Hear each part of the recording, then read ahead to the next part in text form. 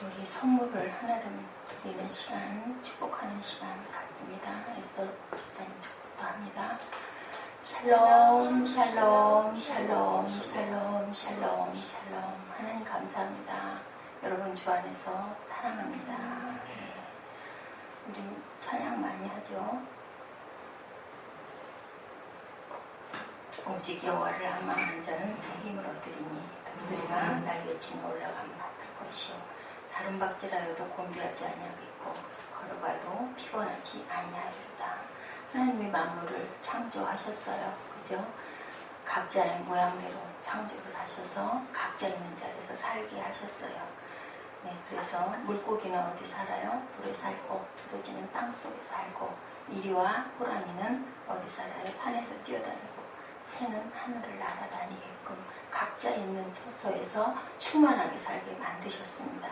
각자가 주어진 환경 속에서 능력껏 살 때 기쁜데 그게 만약에 물고기가 땅에 올라와 있다면 하늘을 나는 새가 날지 못한다면 그죠? 불행하죠. 조그마한 곤충 한 마리를 잡아가지고 와서 집에다 갖다 놔두면 그 곤충이 며칠 안 있어서 얼마 안 있어서 죽습니다. 자기 있는 자리에 있었을 때 생명이 살아나는 그런 역사가 있는 것처럼 우리 역시도 각자 있을 자리에 있어야 그 마음에 기쁨이 오고 그리고 평안이 오죠.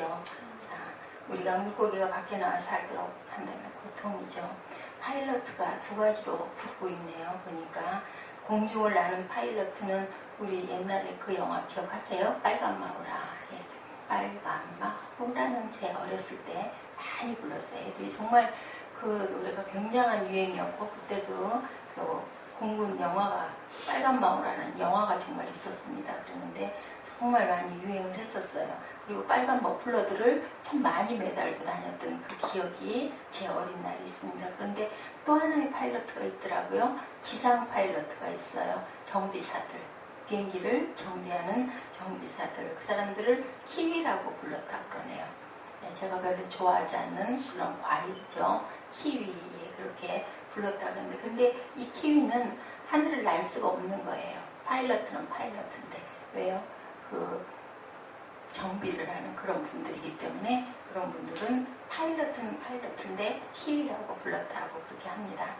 삶은 그래서 그들의 삶은 조종사의 삶과 같이 피어 일어나지를 못하는 삶이 되고 말았다는 얘기죠.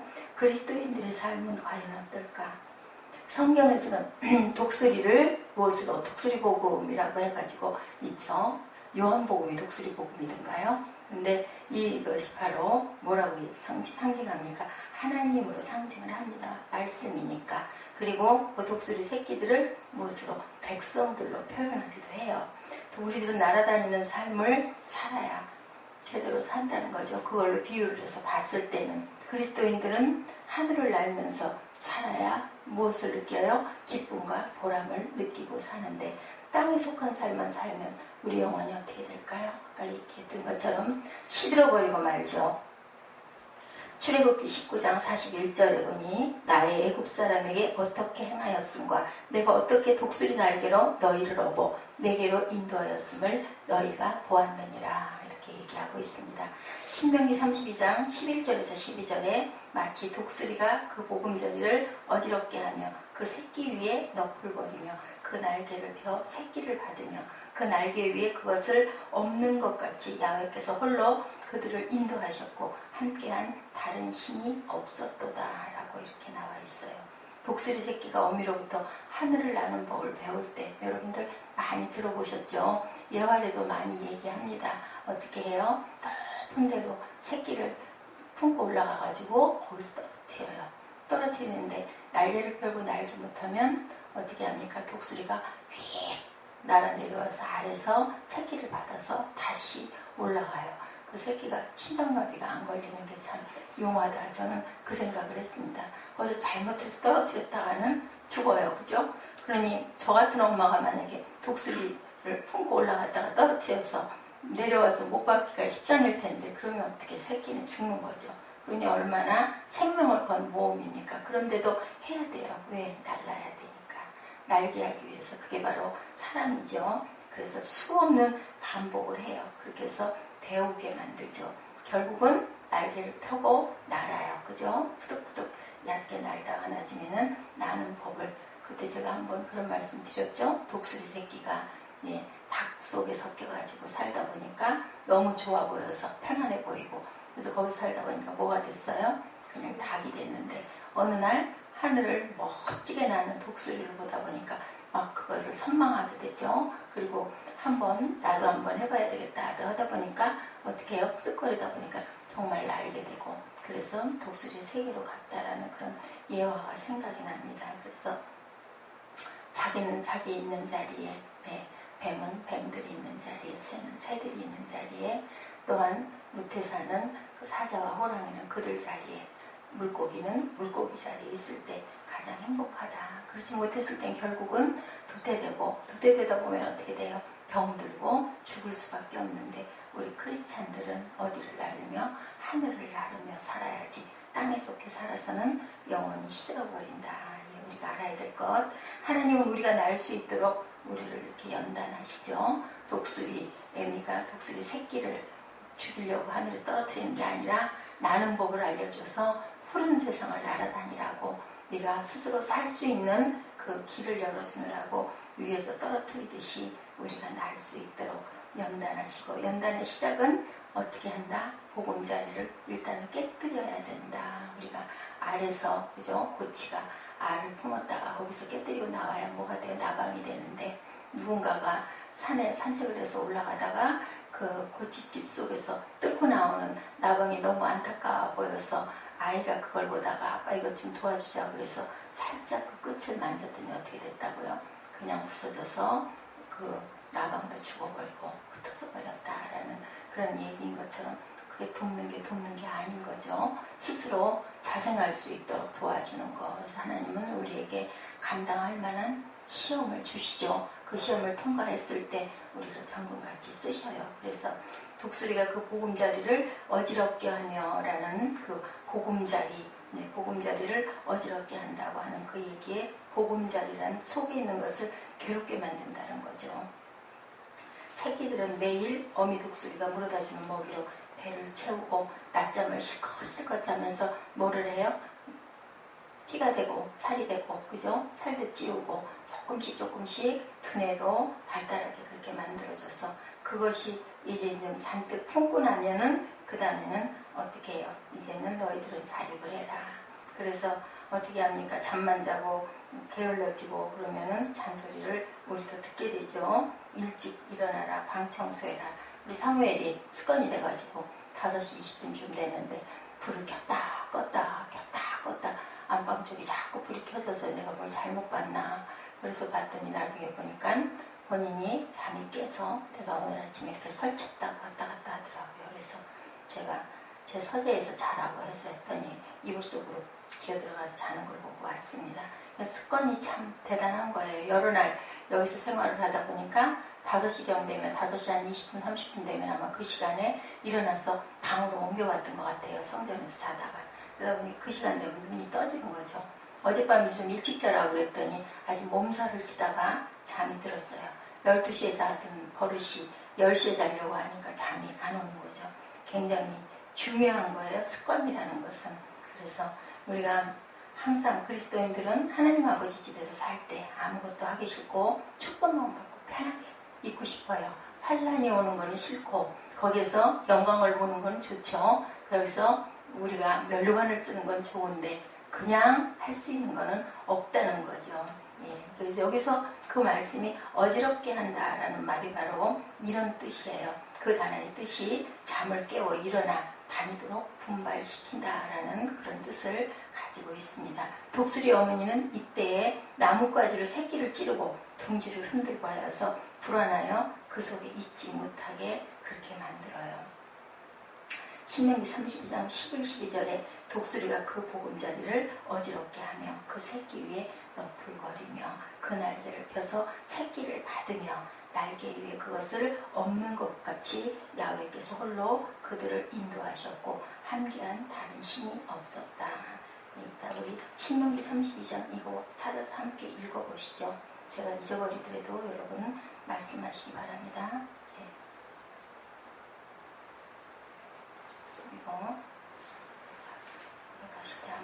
천천히 묵상해 보시면 좋을 것 같습니다. 하나님의 자녀가 세상에 안주하고 살려고 할 때 하는 일들이 잘 안 되고, 그죠? 직장에서 문제가 생기고 건강을 잃어버리게 되고 가는 길이 막히는 경우들이 있어요. 하나님이 또 특별히 사명자로 소명자로 불렀는데 그것을 듣지 않고 자기 길로 가려고 할 때도 이런 일들이 있어서 되게 많은 사람들의 간증을 들여보면 내가 하나님께 서원했는데 아니면 소명을 받았는데 그냥 나는 그게 두려워서 이렇게 살고 있다 하는 사람들의 삶을 들여다보면 그렇지 않은 보통 일반 사람들도 그렇지만 아주 공고한 생활을 하는 분들이 많죠. 또 본인 마음 안에 그런 가책이 있을 것 같아요. 그러다 보니까 그런 것들이 더 크게 느껴지기도 합니다. 어디 있든지 불안하고 고통스럽게 되죠. 학교에서 공부가, 운동이, 직장에서 힘이 들고 일하기가 싫고 할 일이 잘 안 되니까 자꾸 짜증이 나고 또 그런 삶의 연속을 가다 보니 은혜가 안 되고 그래서 굉장한 그 침체기에 빠질 때가 많습니다.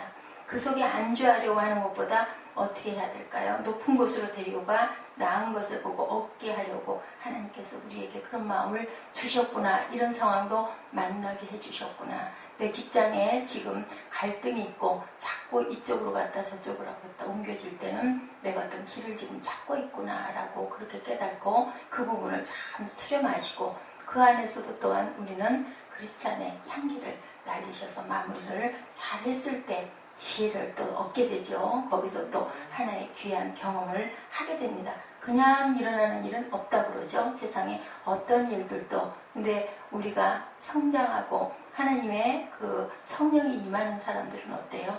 열악한 상황에서도 거기서도 어떤 뜻을 발견하고 뚫고 나가죠. 고치가 뚫고 나가듯이. 그래서 우리는 안주하려고 하지 말고 어떤 앞에 걸림돌이 다가올 때는 하나님이 나를 어떤 상황으로 인해서 이것을 깨닫게 하려고 하시는구나 라고 느끼시기 바랍니다. 그리고 또한 하나님의 방식대로 하나님께서는 따라오게 하시죠. 누구나 다 자기 방식이 있습니다. 걸어 다닐 때도 보면요, 걷는 모습도 참 여러 가지예요. 멀찌감치서 이렇게 무심히 사람들 지나다니는 거 보세요. 한번 걷는 사람들 표정이 다 똑같은 사람이 하나도 없습니다. 다 각각이에요. 그죠? 헤드폰을 끼고 다니는 사람도 있고 또한 공부할 때 음악을 꼭 틀어놔야 공부가 잘 되는 사람도 있고 놀 때도 운동하고 놀거나 장난하며 놀거나 잘 때도 일찍 자는 사람, 밤을 새고 아침에 자는 사람 참 여러 가지입니다. 그래서 하나님의 방식은 여기에서 출애굽기 말씀에서 너풀거림의 방식을 사용하시죠. 너풀거린다. 독수리가 날개를 러플러플 치기 시작을 한다. 날개를 치면 날아다니는 그런 모습입니다. 날개는 무엇을 의미할까요? 우리에게는 믿음과 소망을 의미합니다. 믿음의 마음, 소망의 마음. 아무리 어려워도 우리는 믿음과 소망을 가지고 살면 현실의 세계에서 안주하지 않고 날아 올라갈 수가 있죠. 하나님을 믿는 마음, 주님을 믿는 마음만 가지고 있으면 어떤 상황에도 무엇이 또 생겨요? 새롭게 소망이 생기고 비전으로 품고 바라보게 되죠. 그리고 그것을 이루시고 성취하시는 분은 누구세요? 하나님이시죠. 하나님의 방법을 우리가 깨닫고 그 비전을 품으면 하나님께서는 반드시 이루어 주십니다. 대신 나의 영광이 아닌 하나님의 영광을 위해서 하나님의 나라를 위해서 비전을 품고 달려가시기 바랍니다. 환경이 나를 얽매지 못하죠. 아무리 어려워도 포기 안에 살지 않게 됩니다. 요셉이 그랬죠. 애굽의 감옥에서도 절대로 좌절하지 않았어요. 그죠? 믿음 속에서 하나님이 나를 분명히 지키실 것이다 라는 믿음 속에서 소망을 품고 나는 환경을 넘어서 날아 올라갈 것이다 라는 그러한 희망을 항상 품었습니다. 다윗도 사울왕에 쫓겨서 10년 동안 도망자 생활을 할 때도 믿음과 소망을 품고 두려워하지 않고 항상 기도하고 항상 찬양하고 거기서 또 귀한 시편의 시들을 많이 만들었죠. 119편 49절에서 50절입니다. 주의 종에게 하신 말씀을 기억하소서. 하나님께 말씀드리죠. 주께서 나로 소망이 있게 하셨나이다. 이 말씀은 나의 곤란 중에 위로라. 주의 말씀이 나를 살리셨나이다 라고 이렇게 다윗은 고백했습니다.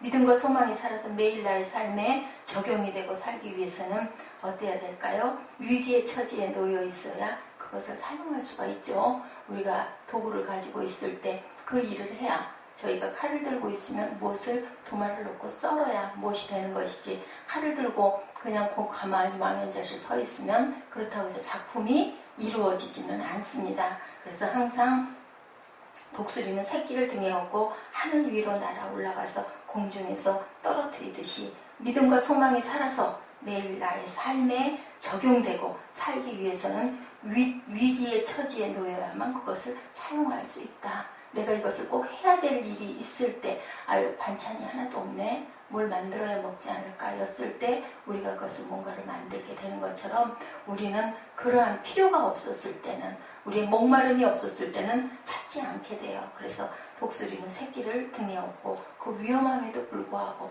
자칫 간발의 차이만 있으면 내가 낳아서 먹이던 그 새끼가 떨어져서 천길랑 떨어져 죽을 수밖에 없는데도 그 몸을 무엇을 걸고 생명을 걸고 하는 거죠. 우리가 혼신의 힘을 다해서 모든 최선을 다했을 때 하나님께서는 우리를 도우십니다. 그냥 해주시겠지 하고 기도하고 골프하고 있다고 해서 하나님이 그것을 있다 하고 갖다 주지를 않아요. 그죠?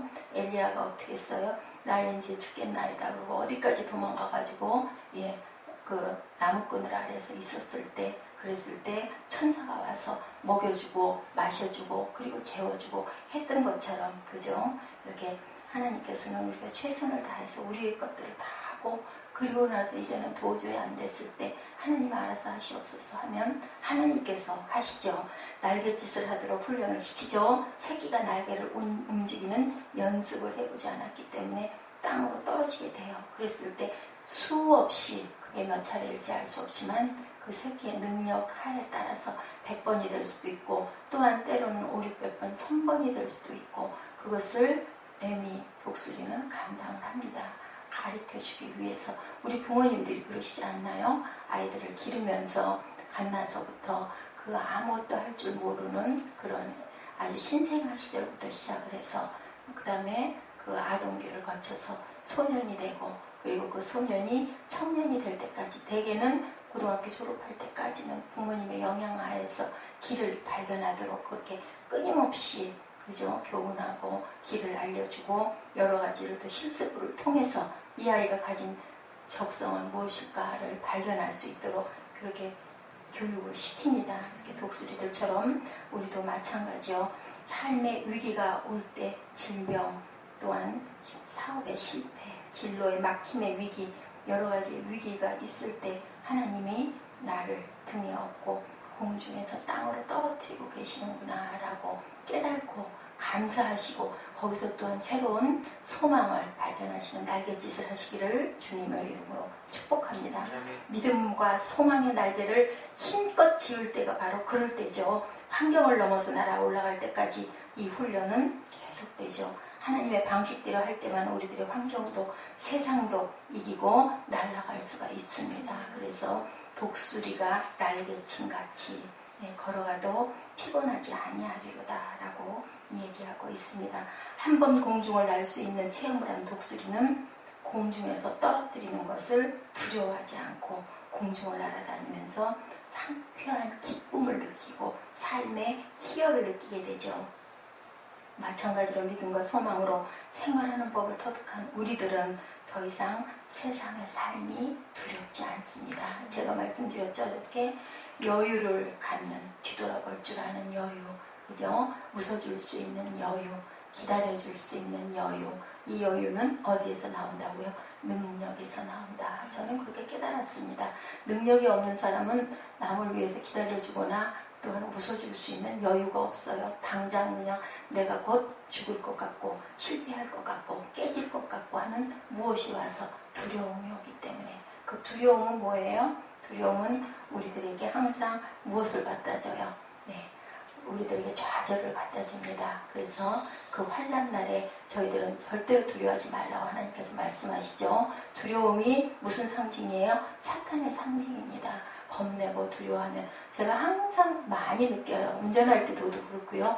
옛날에 글을 쓸 때도 낙관 쓸 때 그냥 손이 뻣뻣하게 굳어요. 근데 아주 잘 쓰는 명필가들은 어떻습니까? 낙관이 더 기쁘죠. 끝났으니까 힘있게 휘갈립니다. 멋지게 작품이 나오는데 겁이 나서 바들바들 떨고 획이 틀어질까봐 벌써 겁을 먹으면 그거는 백발백중 그 다 써가지고 끝에 글자 하나가 이름자 하나 쓰면서 그 이름이 왜 그렇게 긴지 몰라요. 그 시간이 결국은 실패하고 다시 쓰게 됩니다. 우리가 기쁘고 풍족한 것이 얼마든지 어디 하나님의 세상에는 있어요. 그죠? 오늘은 내 방식을 깨는 날, 소망과 믿음의 날갯짓을 힘껏 할 때라는 것을 깨닫는 저와 여러분 되시기 바랍니다. 아까 말씀드렸죠? 키비새가 되어 땅에만 돌아다니는 삶을 살면 우리들은 거기서 희열과 기쁨을 느끼지 못하죠. 산악을 하는 사람들 어때요? 산 중턱에서 바라보는 아래와 산 꼭대기 정상에서 아래를 내려다보는 세계는 그만큼 시야가 넓어져요. 높이 올라 나르시기 바랍니다. 네, 소망의 날개로 현재의 환경 위를 날아오르시는 저와 여러분 되시기를 주님의 이름으로 축복합니다. 나에게 주신 약속의 말씀은 소망으로 어미가 공중에서 떨어지는 새끼를 밑에서 기다렸다가 받듯이 하나님께서도 나의 위기 시에 나를 반드시 받아주시고 건져주시고 그리고 이끌어 주신다라는 것을 믿고 나가는 여러분 되시기 바랍니다. 날아야 벗어날 수 있죠. 오늘은 나의 환경을 떠나 날아 올라가는 날이다 라고 고백하시고 아침에 눈 뜨셨을 때 하나님께 감사하시면서 오늘도 저는 독수리 날개친과 같이 날개를 치며 나를 것입니다. 하나님 보호하시고 지키시옵소서 하고 기도하시기 바랍니다. 두 번째로 하나님은 우리로 새로운 삶을 살게 하셨죠. 시편 103편 5절입니다. 좋은 것으로 내 소원을 만족해 하사 내 청춘으로 독수리같이 새롭게 하시는도다. 우리의 청춘으로 무엇같이 독수리같이 새롭게 한다라고 말씀하십니다. 인간은 누구나 변신하고 싶어하죠. 새로워지고 싶어하죠.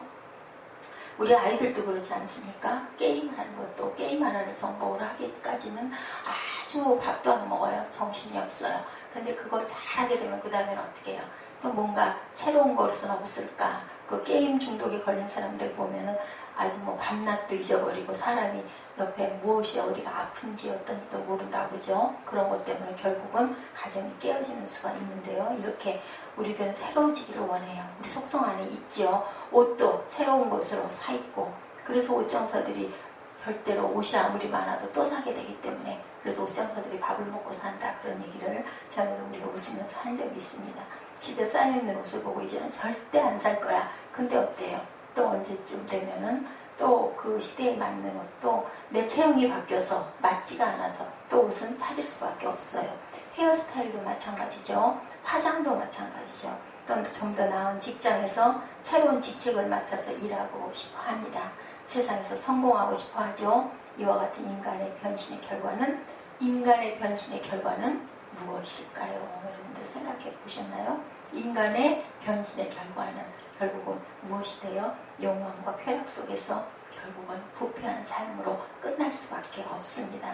세상에서 새로워진 삶이라는 것은 점점 세속화되어지는 삶 속으로 들어가게 된다는 거 잊지 마시고요.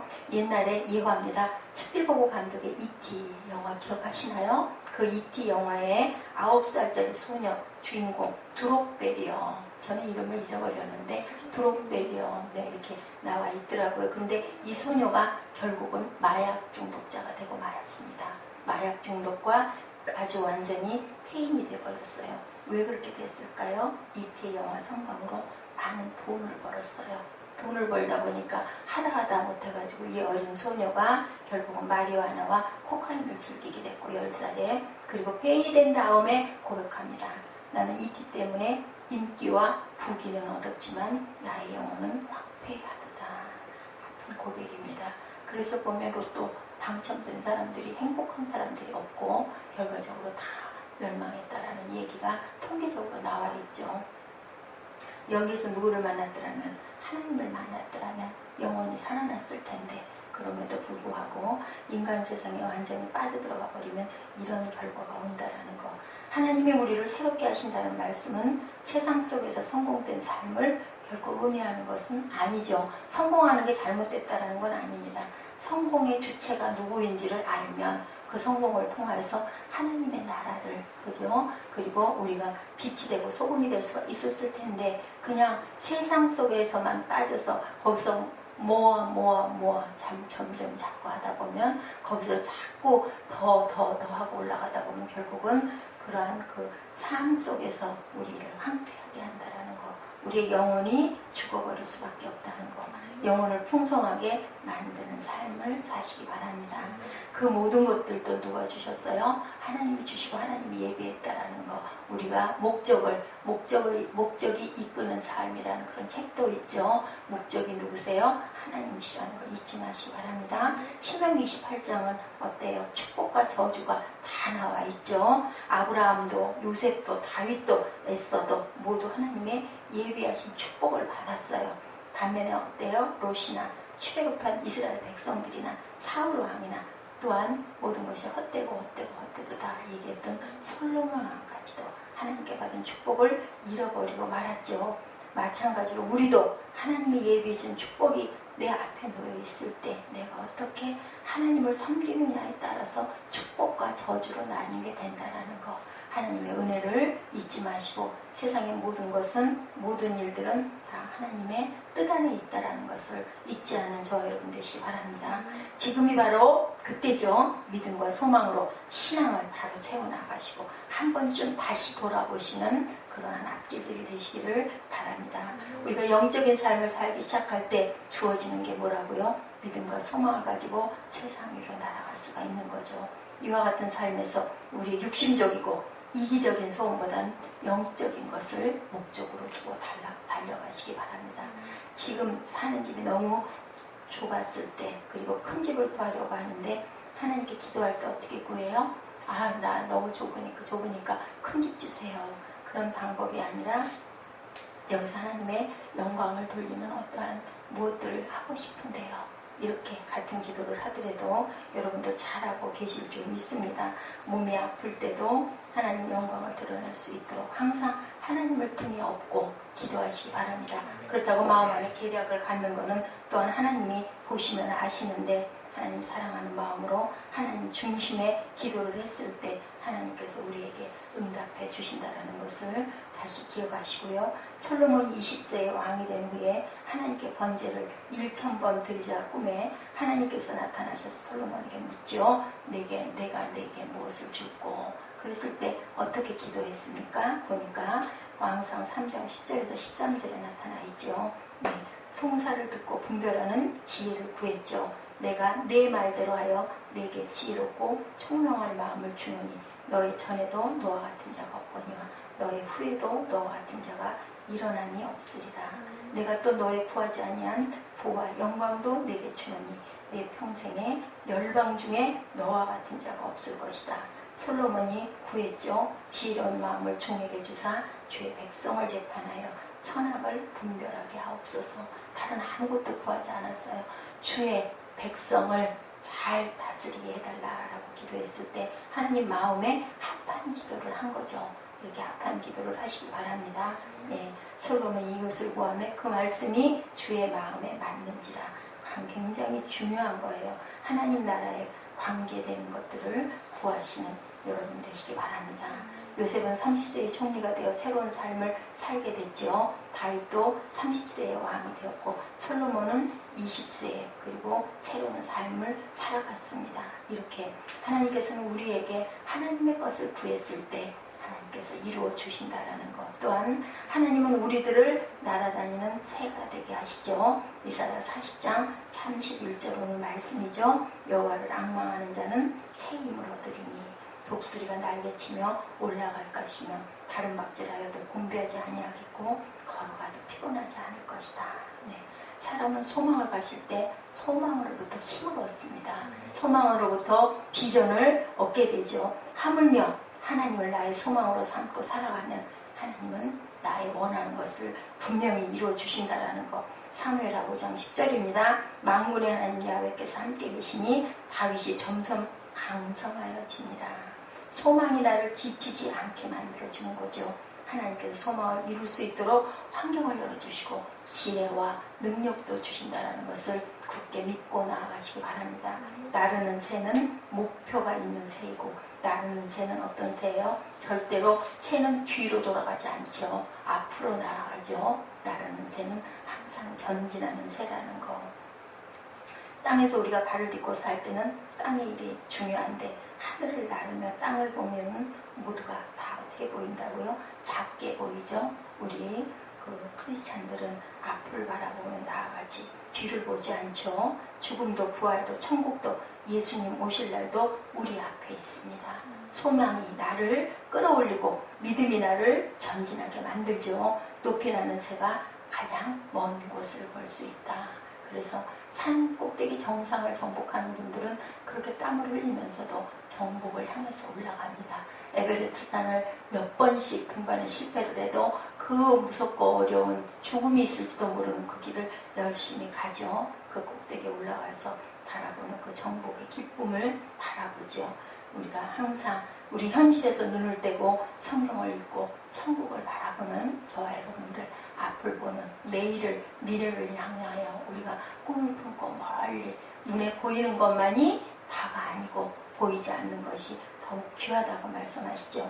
폭풍이 몰려올 때 숲속에 있는 모든 새들은 바람이 불어오는 같은 방향을 앞서서 달아납니다. 그런데 독수리는 어떻게 한다고요? 노려봅니다. 바람의 방향을. 열심히 그 독수리 눈이 얼마나 매섭습니까? 그러다가 어떻게 해요? 날개를 펴고 휙 하고 그 바람의 한가운데로 달려 들어갑니다. 다들 도망가는데 들어가서 그 바람 가운데로 올라가면 어떻게 해요? 거기에 굉장한 평안이 있다고 하네요. 거기에서 그 바람을 이용해서 아주 꼭대기로 올라간다고 해요. 그렇게 비상하는 방법을 독수리는 터득하고 있기 때문에 독수리는 높이 납니다.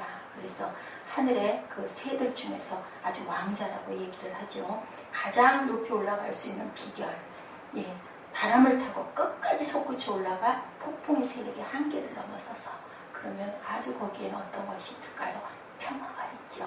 그것을 독수리는 깨우치고 살아간다는 거죠. 바로 우리가 살아가면서 어려움과 힘든 있을 때 그것을 믿음으로 뚫고 올라가는 저와 여러분들이 되셔야 줄 믿습니다. 뉴질랜드 그 높은 하늘에 키위들이 한 번도 날아보지 못한 상공을 가지고 있다고 합니다.